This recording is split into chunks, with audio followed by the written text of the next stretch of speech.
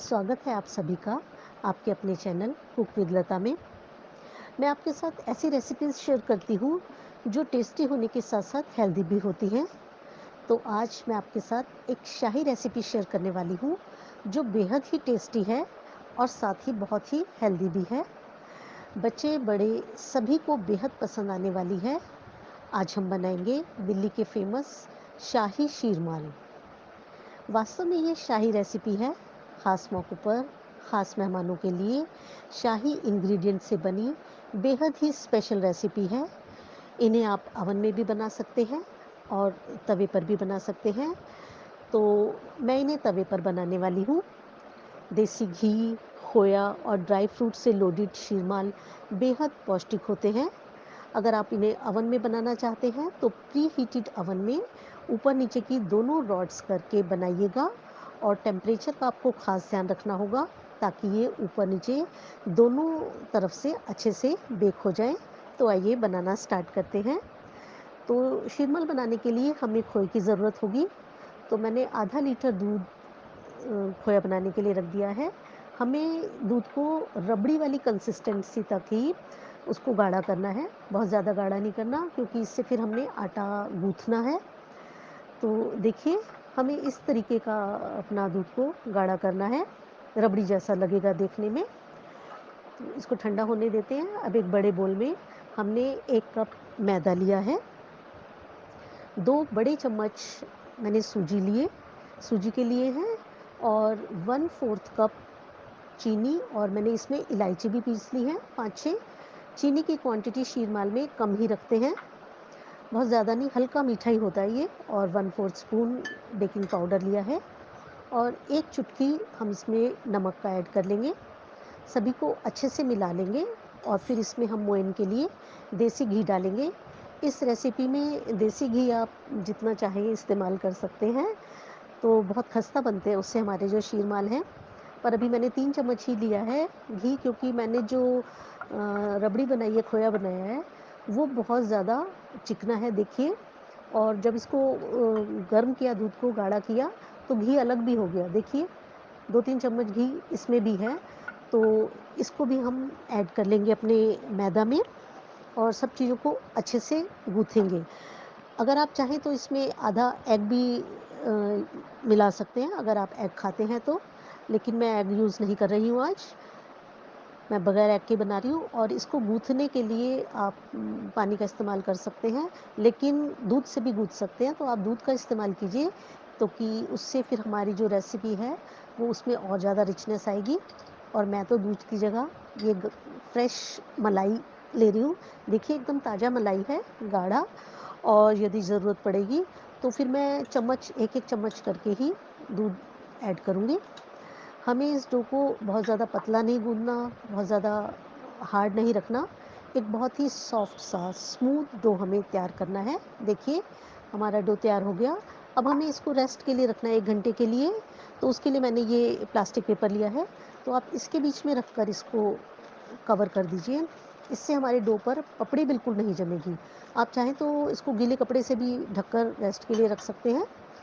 तो 1 घंटे बाद देखिए, हमारा डो और अच्छा हो गया है। अब हम इसको इस तरह से मुट्ठी से दबाते हुए, प्रेशर देते हुए आटे को गूँथेंगे और अच्छे से।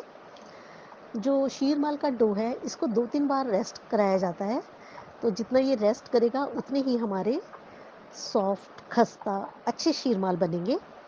तो एक बार हम इसको फिर आधे पौने घंटे के लिए रेस्ट के लिए रख देते हैं और तब तक हम अपनी बाकी की तैयारी कर लेते हैं, अपने नट्स काट लेते हैं।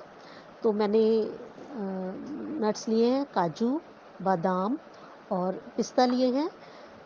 आप चाहें तो अपनी पसंद के और भी नट्स इस्तेमाल कर सकते हैं। अब देखिए, हमारा डो तैयार हो गया है। इसको इस तरीके से रोल कर लिया है हमने और फिर इसके हम पेड़े काटेंगे। तो पेड़े आप जितने बड़े शीरमाल बनाने हैं उस हिसाब से काट लीजिए, जितना बड़ा आपका तवा है जिस पे आपने बनाने हैं। तो जैसे बड़ा पराठा होता है उस साइज़ के मैंने, स्टफ़ पराठा हम जो बनाते हैं उस हिसाब से मैंने ये पेड़े लिए हैं। देखिए, इनको अच्छे से रोल कर लिया। अब चकले पर इस तरीके से सूखा मैदा डालकर हमने एक पेड़ा रखकर उसको हाथ से दबाया है। इसको हल्का सा ही फ्लैट करना है और हमने ऊपर की तरफ सूखा मैदा बिल्कुल नहीं लगाना। अब इसके ऊपर हम अपने जो नट्स हैं उनको रखेंगे। आप ड्राई नट्स ही लीजिए, ड्राई फ्रूट्स मत लीजिएगा, किशमिश, खजूर, चेरीज़, बेरीज़ ये मत लीजिएगा, वो जल जाती हैं जब हम इनको बेक करते हैं। और ऊपर से हमने गुलाब जल का थोड़ा सा हाथ लगा लिया है, उससे बहुत अच्छी खुशबू आती है। अब हमने इसको बहुत सावधानी से बेलना है। बेलते हुए हमें ये ध्यान रखना है कि जो हमारे नट्स हैं वो सारे हमारे जो आटे का पेड़ा है उसके अंदर नीचे तक चले जाएं, ऊपर की सतह पर ना रहें। तो हल्का सा प्रेशर देते हुए हमें इसको इस तरीके से बेलना है। बहुत पतला नहीं बेलना, नहीं तो हमारे शीरमाल फिर टूट जाएंगे बनने के बाद। और अब इसको इस तरीके से मिल्क वॉश करना है। एक कप कटोरी में आप दूध ले लीजिए और उसको ब्रश की सहायता से ऊपर लगा दीजिए। देखिए बहुत अच्छा शीरमाल हमारा बेला है हमने। इसको एक प्लेट में निकाल लेते हैं, रख लेते हैं। नट्स वाली साइड ऊपर रखेंगे। अब दूसरा पेड़े को भी फ्लैट कर लेते हैं, उस पर हल्का सा गुलाब जल लगाएंगे। आप चाहें तो केवड़ा वाटर भी इस्तेमाल कर सकते हैं। और इसके ऊपर अपनी नट्स रखेंगे। बादाम है, काजू है और पिस्ते हैं। सभी बहुत सुंदर लगते हैं बेक होने के बाद। और इनको ऊपर रख के हमें दबाना है। ऊपर की तरफ हमने फिर सूखा आटा नहीं लगाना है। देखिए इसको भी हम बेल लेंगे।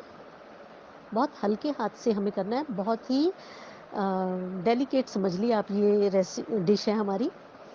तो इसको बहुत हल्के हाथ से बेल के इसके ऊपर भी हमें ऐसे ब्रश से मिल्क की ब्रशिंग कर देनी है। इसको मिल्क वॉश बोलते हैं।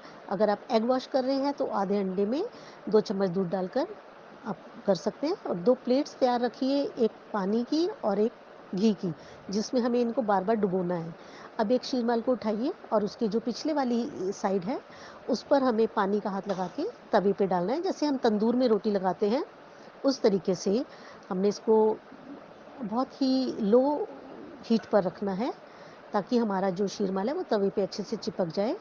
अब देखिए कुछ देर के बाद ऐसे भाप बनने लगी है और हमारे जो शीरमाल हैं वो ऊपर नीचे दोनों तरफ से पक रहे हैं। नीचे से बेक हो रहे हैं और ऊपर से भाप में पक रहे हैं।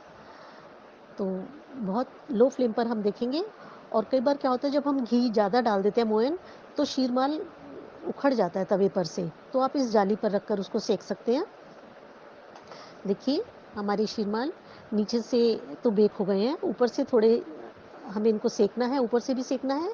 तो हम इस तरह से तवे को हल्का सा तिरछा करके गैस की फ्लेम लो ही रखेंगे और तवे को हमने ऊपर ही रखना है। गैस के पास नहीं लाना, फ्लेम के पास नहीं लाना, नहीं तो हमारे नट्स जल जाएंगे।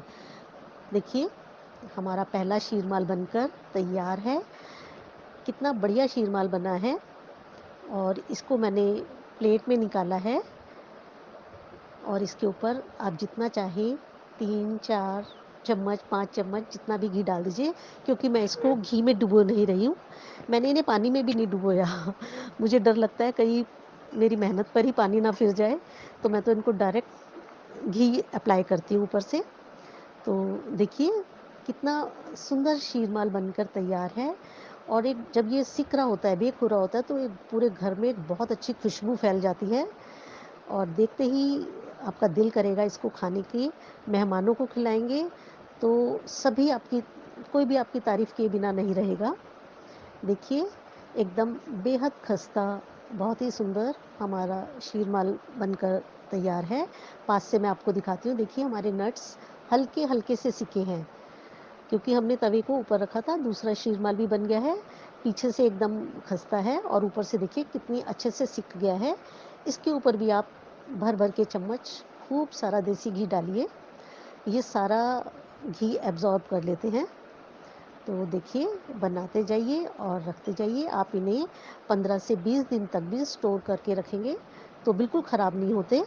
बिस्किट से बहुत ज़्यादा बेटर हैं। जब भी बच्चे को भूख लगे तो आप उनको बिस्किट, नान कताई, केक ये जो देने की बजाय आप अपने हाथ से बने हुए शीरमाल दीजिए। इनको काट के सर्व किया जाता है, तो इस तरह से पीसेस काटिए और मेहमानों को खिलाइए। बच्चे जब भी मांगे एक पीस पकड़ा दीजिए, खेलते खेलते खा लेंगे बच्चे। और मुझे कमेंट करके ज़रूर बताइए आपको मेरी रेसिपी कैसी लगी। यदि आपको रेसिपी पसंद आई है